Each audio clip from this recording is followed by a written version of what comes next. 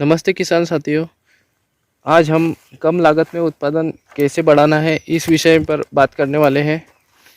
जैसा कि हम देखते हैं बहुत से किसान जो है वो हर बार गोबर का खाद खेत में नहीं डाल पाते हैं, जिस कारण से हमारी उपज कम होती है, ऑर्गेनिक कार्बन भी कम होता है और हमें बहुत ज़्यादा फर्टिलाइज़र देने की आवश्यकता पड़ती है।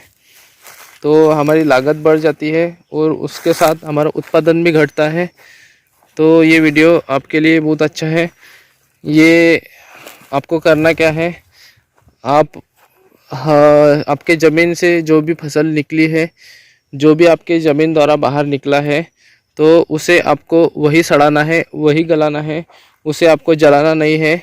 जो बिकने वाली चीज़ है वही बस आपके खेत से बाहर जानी चाहिए। बाकी जो भी वेस्ट है पूरा उसको खेत में गलाना है। वो गलेगा तो आपकी ज़मीन सुधरेगी, ऑर्गेनिक कार्बन सुधरेगा। आपको बाहर से गोबर खाद या अतिरिक्त जो फर्टिलाइज़र है ज़्यादा देने की आवश्यकता नहीं पड़ेगी। तो आप देख सकते हैं हम हर बार हमारी फसल का पूरा वेस्ट उसी में सड़ाते हैं। ये हमने तुअर लगाई थी, ये देखिए ये तुअर हमने काट ली है। इसके बाद में यहाँ पे हमने पहले केले की फसल लगाई थी। ये केले की फसल थी।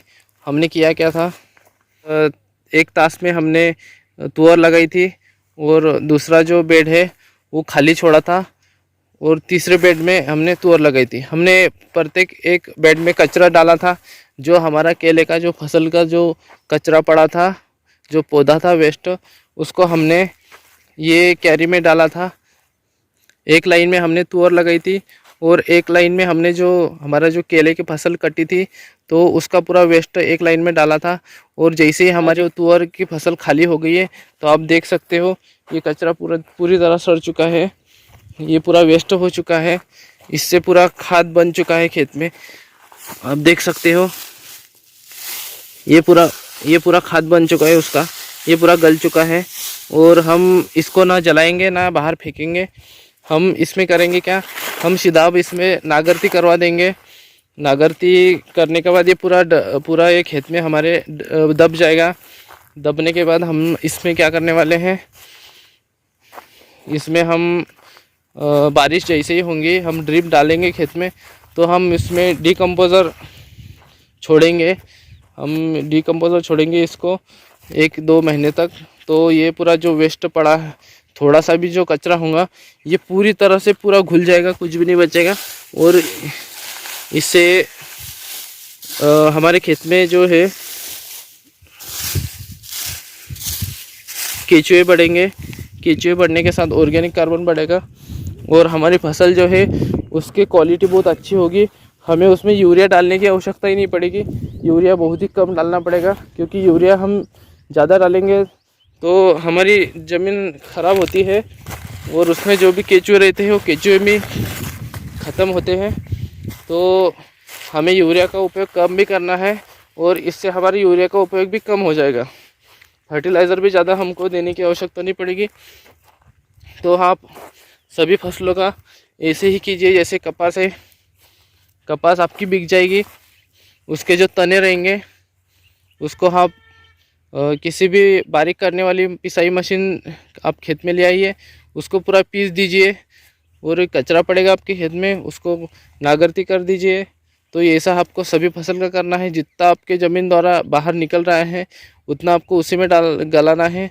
तो आपको बाहर से कुछ भी देने की आवश्यकता नहीं पड़ेगी और आपकी फसल जो है वो बहुत ही सुपर क्वालिटी की बनेगी और उसमें उत्पादन भी बढ़ेगा। जो भी अपन आगे चल के फसल लगाएंगे तो भी उसका भी उत्पादन बढ़ जाएगा।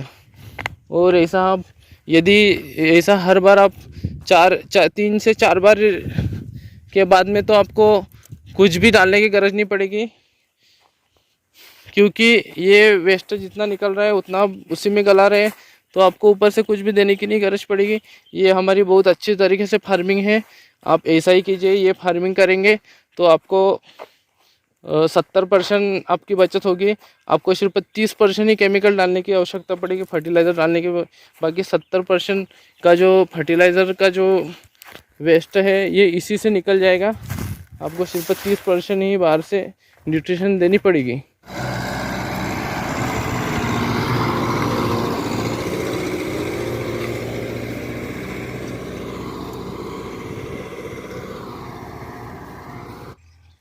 तो ये हमारे यहाँ पे नांगरती द्वारा खेत की जुताई हो चुकी है और आप देख सकते हो कि इसमें का जो भी पूरा कचरा था हमें कुछ भी बाहर फेंकने की आवश्यकता नहीं पड़ी। ये पूरी तरह इसमें दब चुका है। ये आप देख सकते हो।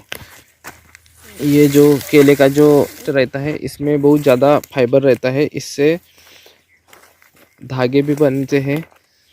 ये जो केले का जो वेस्ट है इसका जो फाइबर है इसे सड़ने में बहुत ज़्यादा समय लगता है। जो कचरा जितने लेट सड़ता है उससे उतना ही ज़्यादा ऑर्गेनिक कार्बन हमें प्राप्त होता है। तो ये जो कचरा है ये बहुत ही लेट सड़ेगा, तो और इसे हमें डिकम्पोज भी करते रहता है। इसे हम आपको डिकम्पोजर इसमें ड्रिप द्वारा आपको छोड़ते रहना है। उसका भी हमने वीडियो बनाया है, आप देख सकते हो डिकम्पोजर कैसे बनाना है, उसे कैसे ड्रिप द्वारा छोड़ना है। और हमें ऑर्गेनिक कार्बन बढ़ाने के साथ साथ इसको जल्दी डिकम्पोज भी करना है, डिकम्पोज जल्दी करना है। और ये जो वेस्ट है ये जितना समय लगाएगा सड़ने के लिए उतने ही इसमें कीटे ज़्यादा लगेंगे। और ये जो कीटे रहते हैं, ये कीटक जो रहते हैं उससे हमारी जो फसल लगी है उसको नुकसान भी कर सकते हैं। हमें इस जो वेस्ट है इससे हमें ऑर्गेनिक कार्बन भी बढ़ाना है, खाद भी बनानी है और साथ में इसे जल्दी डिकम्पोज भी करना है। और साथ में हमें इसमें जो कीटक लगेंगे उससे भी बचना है। तो हमारे खेत में हमने पहले भी कर चुके हैं, तो कीटक तो कुछ ऐसा कुछ नुकसान हुआ नहीं है। बाकी हम सेफ्टी के लिए उसमें रिजेंट जो है उसमें फेब्रोनिल आता है, ये हम खाद में 1003 kg मिलाकर डाल देते हैं।